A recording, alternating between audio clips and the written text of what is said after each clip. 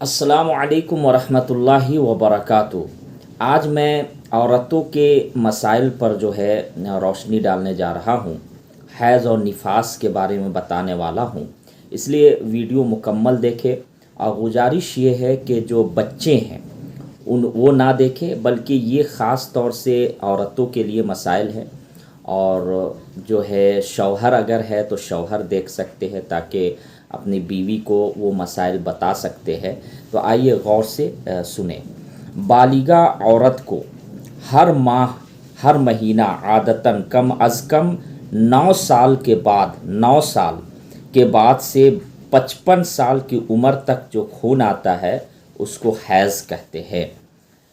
حیض کی کم سے کم مدت کتنا ہے؟ تو کم از کم حیض کی مدت 3 دن ہے اور 3 راتیں ہیں۔ اس سے کم جو خون آئے وہ حیض نہیں ہے، بلکہ وہ استحاضہ کا خون ہوتا ہے، وہ بیماری کا خون ہوتا ہے۔ حیض کی کم سے کم مدت 3 دن ہے۔ اگر 3 دن سے کم آئے، 1 دن 2 دن اب بند ہو جائے تو وہ حیض نہیں کہلائے گا۔ اسی طریقے سے حیض کی اکثر مدت 10 دن 10 راتیں ہے۔ اس سے زیادہ جو خون جاری رہے وہ حیض نہیں ہے، بلکہ وہ دوسرا خون ہے، استحاضہ میں شمار ہوگا یا دوسرا خون ہوگا۔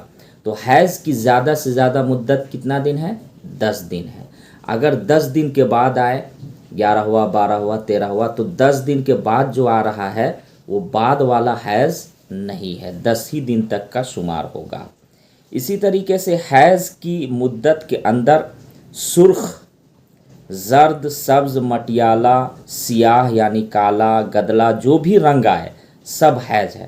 ہاں، اگر خالی سفید مادہ دیکھا تو وہ حیض نہیں ہے، یعنی کوئی بھی رنگ آئے تو وہ حیض ہے، لیکن اگر سفید آئے تو سمجھیے کہ وہ حیض کا خون نہیں ہے۔ اگر کسی عورت کو 3 یا 4 یا 5 دن کی عادت تھی، پھر کسی مہینہ میں 2-4 دن زیادہ خون آیا مگر 10 دن سے زیادہ نہیں بڑھا، تو یہ سب حیض میں شمار ہوگا۔ یعنی مثال کے طور پر پچھلے مہینہ کسی عورت کا 5 دن خون آیا، اگلے مہینہ 7 دن ہو گیا، تو وہ سب حیض ہی میں شمار ہوگا۔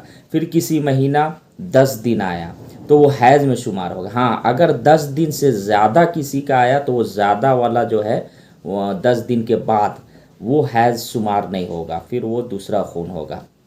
اگر کسی عورت کو مثلاً 3 یا 4 دن خون آنے کی عادت تھی مگر کسی مہینہ 10 دن سے زیادہ خون آ گیا، تو ایام عادت کے علاوہ باقی زائد ایام کا خون استحاضہ شمار ہوگا، لہٰذا استحاضہ کے ایام کی نمازیں قضا کرنی ہوگی۔ یہ مسئلہ سمجھ لیجیے، اگر کسی عورت کو مثلاً 3 یا 4 دن خون آنے کی عادت تھی مگر کسی مہینہ 10 دن سے زیادہ خون آ گیا، مثال کے طور پر پیچھے مہینہ 5 دن آیا کسی کا خون، پھر کسی کا جو ہے 7 دن آیا، لیکن کسی مہینہ ایسا ہوا کہ 10 دن سے زیادہ آ گیا ہے، تو جو عادت تھی تو وہی جو ہے وہ حیض میں شمار ہوگا، اور 10 دن کے بعد جو آیا ہے وہ حیض میں شمار نہیں ہوگا، بلکہ وہ استحاضہ میں شمار ہوگا، اور اس میں جو نماز قضا ہوئی ہے اس کو قضا کرنی ہے، یعنی جو نماز چھوٹ گئی ہے۔ اسی طریقے سے اگر کسی عورت کی عادت کوئی ایک متعین نہ ہو، کبھی 7، کبھی 8 اور کبھی 9 دن خون آتا ہے، اگر ایسی عورت کو کسی مہینہ میں 10 دن سے زیادہ خون آئے تو اس مہینہ سے پہلے مہینہ میں جتنے ایام 10 دن کے اندر اندر خون آیا ہو اس کو عادت قرار دے کر اس کے بقدر ایام کو حیض سمجھا جائے گا، اور زائد دنوں کا خون استحاضہ ہوگا۔ حالت حیض و نفاس میں نماز تو بالکل معاف ہے، یعنی اس کی قضا بھی نہیں ہے، اور روزہ فی الحال رکھنا جائز نہیں ہے، لیکن روزہ بعد میں قضا کریں گی، یعنی نماز تو معاف ہے اس کے لیے۔ اور اگر رمضان میں آ جائے تو رمضان میں روزہ نہیں رکھیں گے، لیکن بعد میں قضا کریں گے رمضان کے روزے، لیکن نماز اس کے لیے معاف ہے حیض کے زمانے میں۔ اگر فرض نماز پڑھنے کے دوران حیض آ گیا تو وہ نماز بالکل معاف ہے، اور اگر نفل شروع کرنے کے بعد آیا ہے تو بعد میں اس کی قضا کرنی ہوگی۔ اگر نفل شروع کرنے کے بعد آیا ہے تو اس کو بعد میں قضا کرنی پڑے گی، اور اگر فرض نماز پڑھنے کے دوران آ گیا ہے تو وہ نماز معاف ہے۔ इसी तरीके से अगर नमाज के आखिर वक्त में हैज़ आ गया और अभी नमाज नहीं पढ़ी है, तब भी उस वक्त की नमाज माफ़ हो जाएगी। यानी एकदम आखिर वक्त में नमाज, फ़र्ज़ नमाज पढ़ने के वक्त में आया है तो उस वक्त भी नमाज जो है माफ़ हो जाएगी। तो नमाज क्या है, बिल्कुल माफ़ है औरतों को। हाँ, औरतें क्या है, हैज़ के दिनों में या निफास के खून में जो है तस्बीहात पढ़ सकती है, सुबहान अल्लाह, अल्हम्दुलिल्लाह, अल्लाहु अकबर, दरूद शरीफ पढ़ सकती है।